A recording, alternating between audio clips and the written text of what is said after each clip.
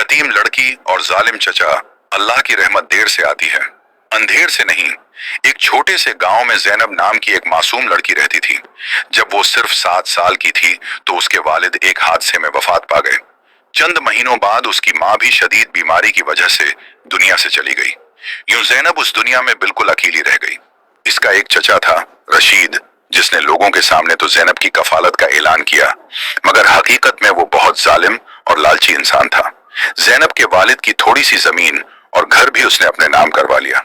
वो जैनब से दिन भर घर के काम करवाता, कभी खाना वक्त पर ना देता और मामूली गलती पर सख्त डांटता। सर्दियों की एक रात जैनब ठंडे फर्श पर बैठी रो रही थी। उसके हाथ बर्तन धोते धोते जख्मी हो चुके थे। चची ने उसे सूखी रोटी दी और कहा, इतना ही काफी है तेरे लिए। जैनब खामोशी से आसमान की तरफ देखने लगी। इसकी आंखों में आंसू थे, मगर जबान पर सिर्फ एक दुआ थी, या अल्लाह, मेरे माँ बाप तो नहीं रहे, अब तो ही मेरा सहारा है। वो हर रात तहज्जुद के वक्त उठकर अल्लाह से दुआ करती। उसे यकीन था कि अल्लाह यतीमों को कभी तन्हा नहीं छोड़ता।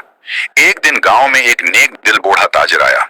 उसने देखा कि एक कमजोर सी लड़की कनवे से पानी भर रही है, जबकि उसके कपड़े फटे हुए हैं।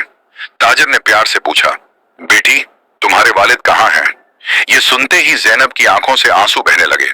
उसने अपनी पूरी कहानी सुना दी। बूढ़े शख्स का दिल कांप उठा। दरअसल वो जैनब के मरहूम वालिद का पुराना दोस्त था, जो बरसों बाद गांव वापस आया था।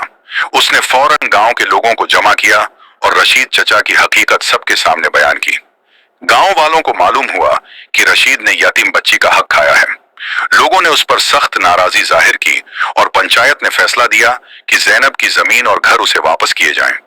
रशीद जलील हो गया। जिस दौलत के लिए उसने जुल्म किया था, वही उसकी रसवाई का सबब बन गई। बूढ़े ताजिर ने जैनब को अपनी बेटी की तरह अपने घर ले लिया। वहां उसे इज्जत, मोहब्बत और तालीम मिली। जैनब बहुत ज़हीन थी। उसने खूब मेहनत की और चंद साल बाद एक बड़ी डॉक्टर बन गई। अब वो गरीब और यतीम बच्चों का मुफ्त इलाज करती थी। एक दिन वो अपने पुराने गांव वापस आई।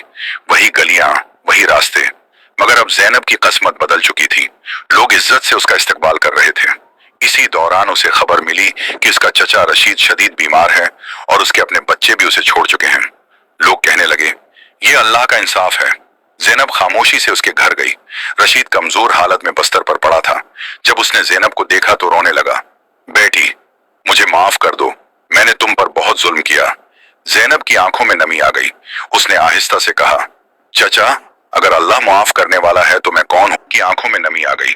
उसने आहिस्ता से कहा, चचा, अगर अल्लाह माफ करने वाला है तो मैं कौन होती हूँ माफ न करने वाली? ये सुनकर रशीद फूट फूट कर रोने लगा। उस दिन गांव वालों ने एक बात अच्छी तरह सीख ली कि यतीम का दिल दिखाने वाला कभी कामयाब नहीं होता, और जो सब्र के साथ अल्लाह पर भरोसा करे, अल्लाह उसे ऐसी जगह से इज्जत देता है जहां से इंसान सोच भी नहीं सकता। बेशक अल्लाह यतीमों का मुहाफिज